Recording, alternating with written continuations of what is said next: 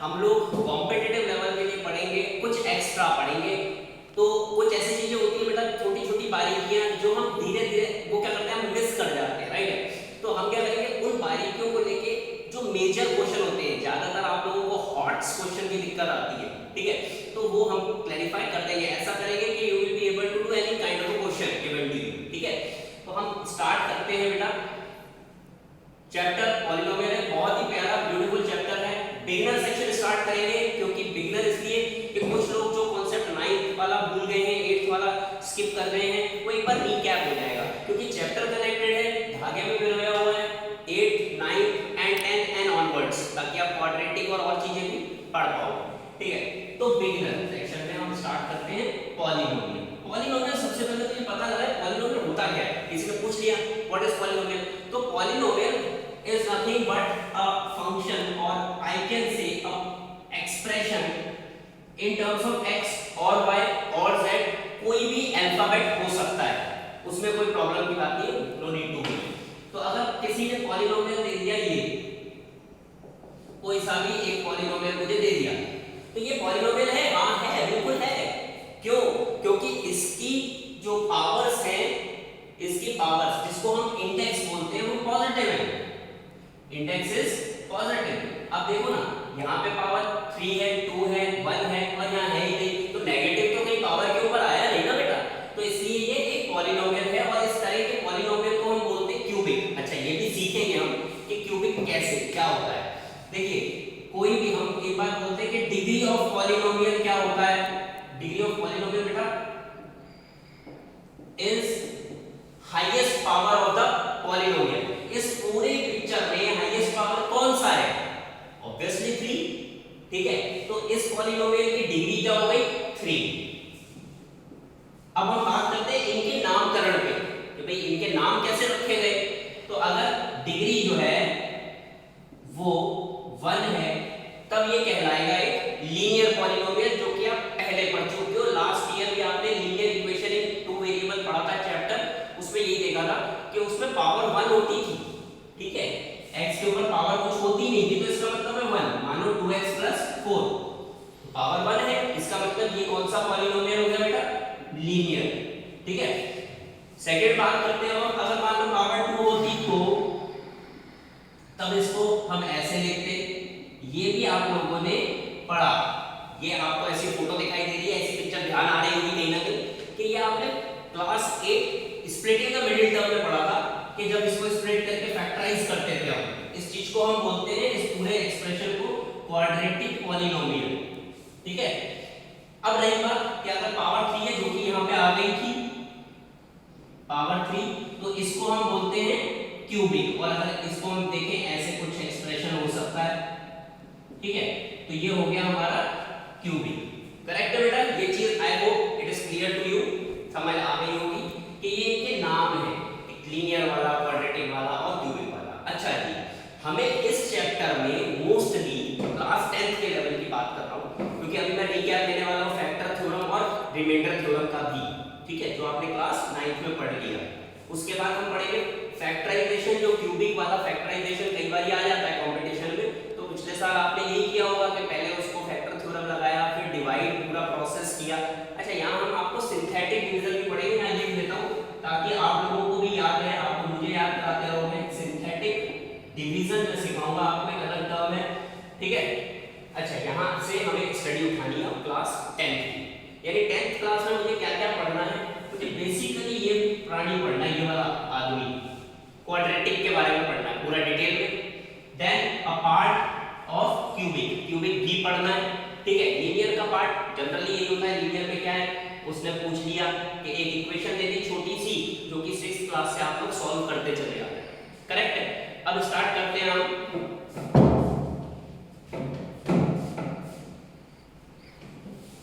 और अगर कोई बेटा कोई चीज समझ नहीं आई हो तो आप वीडियो को रिवाइंड करो और you can have an idea, ठीक है।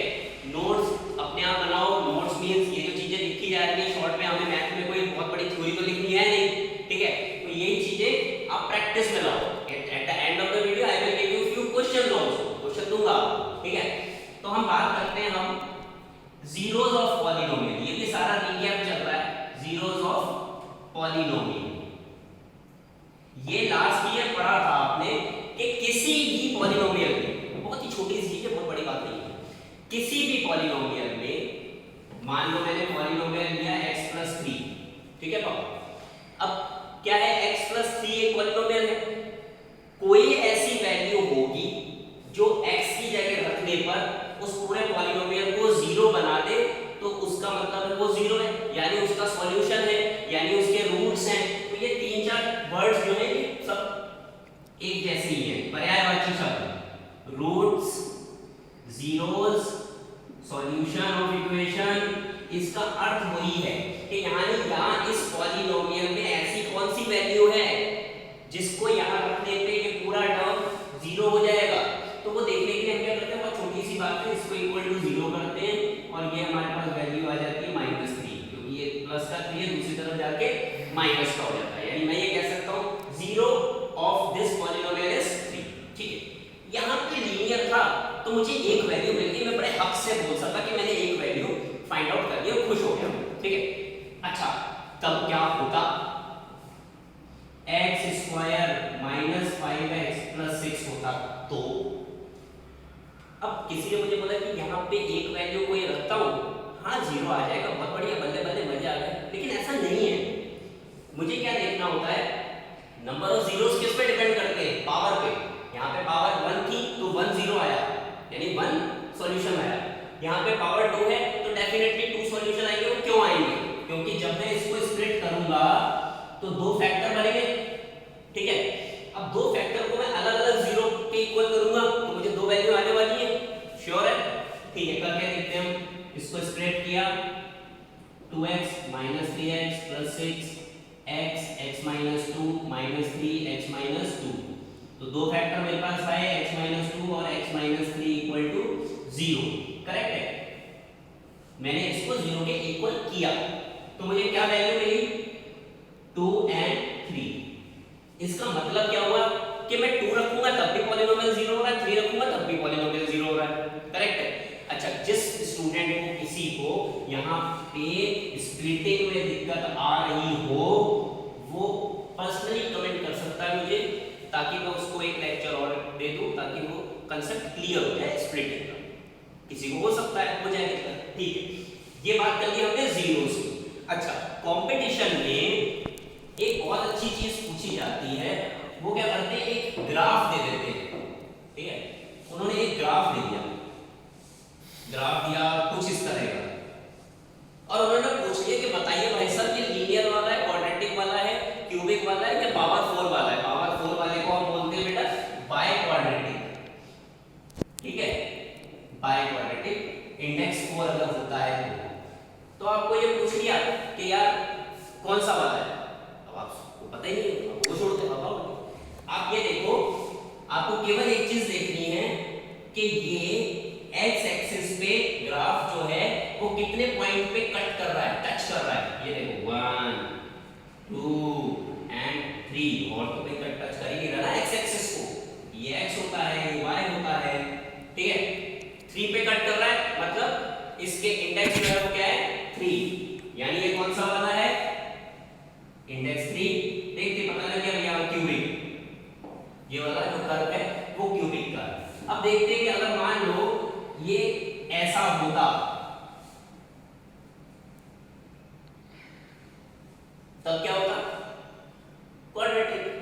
ठीक है, क्योंकि ये 2 पॉइंट पे कट कर रहा है ना बेटा, इसलिए ये क्वाड्रेटिक होता है, बराबर है। तो ये चीजें बेसिक्स हैं, बेसिक चीज, राइट। अब हम पढ़ते हैं इसी पे रिलेटेड एक चीज जो क्लास 10th में ली। अब हम, अच्छा अगर आप लोगों को फैक्टर थ्योरम में प्रॉब्लम आती है, because factor theorem last year आप लोगों ने बहुत अच्छे से मजे से पढ़ा है, अगर फिर भी प्रॉब्लम आती है तो I can give another additional lecture on factor theorem and remainder theorem. हमें काम आने वाली चीज जो अब क्लास 10th के लिए पढ़ेंगे, यहाँ हम लर्नर लिख रहे हैं इसीलिए। ठीक है, ये चीजें काम आएंगी आपके अभी। अब मैं लिखता हूँ यहाँ पे लर्नर, क्योंकि अब हम उस चीज को लर्न करेंगे।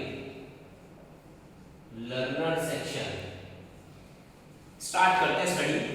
अच्छा, इस चैप्टर में मुझे मेनली क्या पढ़ना है, क्वाड्रेटिक फंक्शन, क्वाड्रेटिक पॉलिनोमियल, ठीक है, एक्सप्रेशन बोल सकता हूँ, आपको मन करे।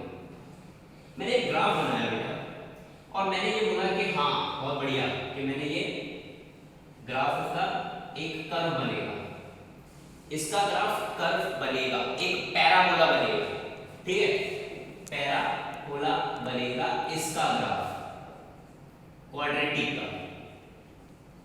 अब क्वाड्रेटिक किस फॉर्म में होता है? ax square plus bx plus c के फॉर्म में एक क्वाड्रेटिक पॉलिनोमियल होता है जहां पे a b और c जो है वो कोएफिशिएंट्स, मतलब a b तो कोएफिशिएंट हो गया, c कांस्टेंट, ठीक। ये ग्राफ बच्चे ने देखते बोलते हैं हाँ यार इसके दो जीरोस आएंगे, क्लियर है, बहुत सिंपल सी बात हो गई, हम पढ़ चुके हैं। तो इसके दो जो जीरोस आते हैं वो आते हैं अल्फा और बीटा, ठीक है, एक अल्फा एक बीटा, जैसे पिछले क्वेश्चन में आया था 2 और 3, तो एक अल्फा हो गया एक बीटा हो गया, बराबर है, ठीक। अब बात करते हैं इस पॉइंट पे कि अच्छा जी ये तो बन गया, मजे आ गए, लेकिन क्या ये ऐसा भी तो बन सकता था?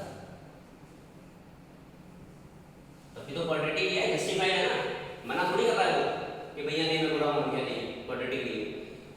हम ये देखेंगे इस सेक्शन में कि क्या कंडीशंस होती हैं, क्योंकि क्वेश्चन आता है कंपटीशन में कि भाई आपको ये ग्राफ दे दिया और बता दिया कि आप बताओ a प्लस का है, माइनस का है, b प्लस का है, माइनस का है, c प्लस का है, माइनस का है, तो आपको ये डिसाइड करना होगा, डिसाइडिंग फैक्टर होते हैं ये ग्राफ ही होता है। देखिए जो ये अपवर्ड और ये हो गया डाउनवर्ड, ठीक है, अपवर्ड और डाउनवर्ड डिसाइड करने वाला इंसान या प्राणी क्या होता है इसके अंदर? ए। ये ध्यान रखोगे बच्चों, इसका मैं आपको जस्टिफिकेशन भी दूंगा नेक्स्ट वीडियो में कि क्यों क्यों होता है रियली, लेकिन अभी के लिए जस्ट कमिट टू मेमोरी कि A is the deciding factor for upward and downward. अगर ए पॉजिटिव है यानी यहां मैं लिखूं A is greater than 0 upward, a is less than 0 तो डाउनवर्ड, ठीक है, 2 मिनट दे रहा हूं आपको, सोचो, ठीक है, कमिट टू मेमोरी, याद रखो कि अगर a प्लस का है तो ये अपवर्ड, a माइनस में दिया है तो वो डाउनवर्ड।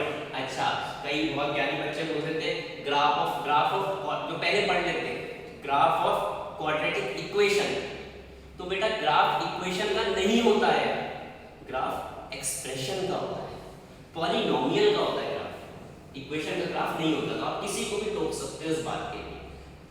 याद रखो कि हमारे गुरुजी ने गुरु ज्ञान दिया कि ये होता है पॉलिनोमियल, करेक्ट है। अब ये a तो डिसाइड हो गया भैया कि मैं ग्राफ देख के a तो पता लगा सकता हूं आसानी से। अब मुझे b या c पता लगाना है, तो पहले मैं c सिखा देता हूं, फिर b, क्योंकि b थोड़ा सा डिफरेंट है। c का साइन डिसाइड करने का क्या फैक्टर होता है? देखो ये कर्व मैंने अलग तरह से बनाया, ये इस तरह से दिया नहीं जाता है बेसिकली, ये दिया जाता है इस तरीके से कुछ, करेक्ट है, और ये वाला भी इसी तरीके से दिया जाता है, राइट है। वो आपको अल्फा बीटा सिखाने के हिसाब से कंजेस्टेड ना बने इसलिए बताया, ठीक है। तो अगर ये जो ये मैं डार्क कर रहा हूं इसको हम बोलते हैं इंटरसेप्ट, यानी ग्राफ y एक्सिस को कहां कट कर रहा है उस चीज को बोलेंगे हम इंटरसेप्ट। अगर ये प्लस है तो c will be greater than 0, अगर ये इधर भी प्लस ही आ रहा है ना, it will be greater than 0। अच्छा, अब कोई कहेगा यार c नेगेटिव कब हो सकता है? बिल्कुल हो सकता है बेटा, ये देखो ये नेगेटिव हो गया, सही है। तो यहां पे उस केस के अंदर c will be less than 0। अब बात करते हैं b, जो कि हमारा लास्ट पॉइंट है, कि ये जो पॉइंट होता है इसको हम बोलते हैं वर्टेक्स, हिंदी में शीर्ष, ठीक है, हिमालय की चोटी, बिल्कुल डीप, यानी अगर मैं मैक्सिमम करूंगा तो ये और मिनिमम करूंगा तो बिल्कुल डेप्थ, ठीक है, सिक्का डाला डेप्थ में गया बिल्कुल लास्ट में, ठीक है, हिमालय की चोटी चढ़े आप बिल्कुल टॉप पे चले गए, झंडा गाड़ दिया, तो वो जो जहां झंडा गाड़ा वो जगह है वर्टेक्स, क्लियर है। अच्छा, इस वर्टेक्स के जो कोऑर्डिनेट्स होते हैं, कोऑर्डिनेट ज्योमेट्री में पढ़ा ना, एक x कोऑर्डिनेट होता है, एक y कोऑर्डिनेट होता है, तो इसके कोऑर्डिनेट्स जो होते हैं वो होते हैं -b/2a और d/4, ठीक है। ये डी क्या होता है, एक क्वाड्रेटिक एक्सप्रेशन में या क्वाड्रेटिक इक्वेशन जब पढ़ेंगे हम तो डी मतलब आप अभी से नोट कर सकते हैं डिस्क्रिमिनेंट, इस पे भी हम चर्चा करेंगे बहुत डीप में। डिस्क्रिमिनेंट इसकी वैल्यू होती है बी स्क्वायर माइनस 4ac, ठीक है, ये डिस्क्रिमिनेंट, राइट, और बाकी चीज तो आपको पता है ए बी सी। अच्छा, अब मैं ये देखूं कि इस वाले ग्राफ में जो x कोऑर्डिनेट है ये वाला जहां मैंने सर्कल किया है, ये कौन सा डिस्टेंस है, यहां से यहां तक का डिस्टेंस है, ये प्लस डायरेक्शन में जा रहा है, क्लियर है। तो मैं ये कह सकता हूं कि ये वाली चीज प्लस है, पॉजिटिव है, ग्रेटर देन 0 है। ऑलरेडी b माइनस का दिया हुआ है, a प्लस का हो ही रहा है, तो इसके 0 होने की कंडीशन क्या होगी कि b माइनस का ही होना चाहिए, तभी जाके तो ऐसा हो जाएगा ना कि ये दोनों माइनस माइनस हो गया, इसको जस्टिफाई करेंगे स्टेटमेंट को। पकड़ में आ रही कहानी, मतलब क्या कहने का मेरा कि अगर मैंने ये लिखा कि ये कोई क्वांटिटी है, ये प्लस है, पॉजिटिव है, तो ये तो ऑलरेडी पॉजिटिव है, तो इसका तो काम ही खत्म, ये तो काम कुछ रोल प्ले कर ही नहीं रहा, रोल प्ले तो सारा ये कर रहा है। तो अगर ये माइनस ऑलरेडी लगा हुआ है तो एक माइनस का साइन और होगा तब जाके प्लस में बनेगा ऑब्वियसली। तो फिर मैं ये बोलता हूं कि b here is less than 0, ठीक है। तो आपको ये ध्यान रखना है ये भी कि अगर ग्राफ इस साइड जा रहा है यानी आपका वर्टेक्स राइट हैंड साइड में है तो b लेस देन 0 आएगा, और अगर इस साइड आ रहा है तो b ग्रेटर देन 0, ठीक है। Now I will give you few questions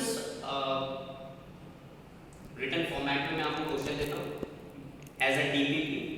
You can start, you can do, इसी पे बेस्ड और भी एक कॉन्सेप्ट हम पढ़ लेते हैं, इसको आप नोट डाउन कर लीजिएगा, वीडियो पॉज करके या वीडियो रिवाइंड करके आप जो भी चीज समझ नहीं आई हो you can ask me in the doubts section, okay?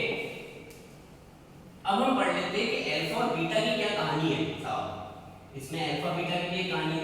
अच्छा, मेरे नेक्स्ट वीडियो में मैं आपको प्रूफ देने वाला हूँ, जो स्टेटमेंट्स मेरे आज हैं, जो चीजें मैं बता रहा हूँ कि भाई साहब ये माइनस b/4a होगा या जो भी चीज होगी, मैं इसका बिल्कुल जस्टिफाइड प्रूफ दूंगा आपको, हालांकि आपसे कोई प्रूफ नहीं पूछेगा लेकिन आपको पता होना चाहिए। अब हम पढ़ते हैं कि अल्फा और बीटा, ठीक है, मुझे y एक्सिस की जरूरत भी नहीं है इतनी। मैंने जब क्वाड्रेटिक का ग्राफ बनाया तब ऐसा बना, ठीक है, ऐसा या ऐसा कैसा भी, अपवर्ड डाउनवर्ड, मायने तो एक ही है ना, एक्स एक्सिस को तो दो जगह पे टच कर रहा है अल्फा एंड बीटा, करेक्ट है। तो साहब हुआ ये कि ये दोनों जो है ये कहीं ना कहीं इससे कनेक्टेड है, इस पूरे एक्सप्रेशन से। इस सेक्शन को, इस कंसेप्ट को हम बोलते हैं relationship between coefficient and roots या जीरोस, सही है, ये आपकी बुक में भी आपको देखने को मिलेगा। इनके बीच में रिलेशनशिप क्या होता है कि अल्फा प्लस बीटा, यानी हम बोलते हैं इसको सम ऑफ रूट्स या sum of zeros is equal to minus b/a, इसका भी प्रूफ दूंगा मैं आपको, ठीक है, माइनस b/a। मगर ये चीज बेटा you have to commit to memory, क्योंकि हर वक्त आप प्रूफ करने तो बैठोगे नहीं, ये एग्जाम में आ गया, क्वेश्चन में आपको 2 मिनट लगने और आप प्रूफ करने बैठ गए हो, ठीक है। Alpha plus beta equal to minus b/a, और अल्फा बीटा यानी हम बोलते हैं प्रोडक्ट ऑफ जीरोस, इसको बोलते हैं हम c/a। अच्छा जी, ये दो ही चीजें सारे तरह के क्वेश्चन करने में काम आएंगी और हम मिलके करेंगे। जैसे कौन कौन से पार्ट करेंगे हम कि आपको कोई एक एक्सप्रेशन दे दिया और आपको पूछ लिया डायरेक्टली उसने कि if alpha and beta are the zeros of this polynomial find, ये फाइंड करना है, ये फाइंड करना है, मान लो माइनस वाला, मान लो ये फाइंड करना है, ये वाला फाइंड करना है, कुछ भी, right, alpha cube plus beta cube find करना है। इस चीज को हम बोलते हैं सिमेट्रिक फंक्शंस, सिमेट्रिक फंक्शंस, और ये हम पढ़ेंगे अपने नेक्स्ट सेक्शन में। You will be able to solve each and every question of this kind, I guarantee. Thank you students.